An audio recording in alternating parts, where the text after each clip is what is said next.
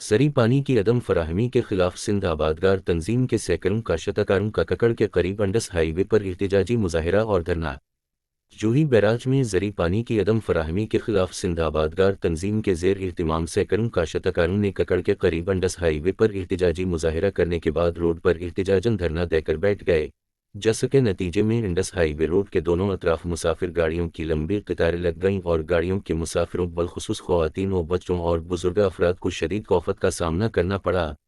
مظاہرین کے مطابق حالیہ سیلاب کے دوران زبون حالی کا شکار کالی موری منہدم ہو گئی ہے، جس کے نتیجے میں کالی موری سے گزرنے والا رائس کینال کا پانی جوہی بیراج میں نہیں پہنچ پا رہا ہے۔ نتیجے میں رائس بیلٹ کے سینکڑوں آبادگار دھان کی کاشت نہیں کر پا رہے ہیں۔ واضح رہے کہ جوہی بیراج اور رائس کینال میں فلاحی زرعی پانی کی کمی سنگین نوعیت تک پہنچ چکی تھی، تاہم کالی موری کے منہدم ہونے سے یہ زرعی پانی کا بحران معاشی قتل عام کا سبب بن رہا ہے۔ مظاہرین نے سندھ حکومت سے ہنگامی بنیادوں پر مدد کی اپیل کی ہے۔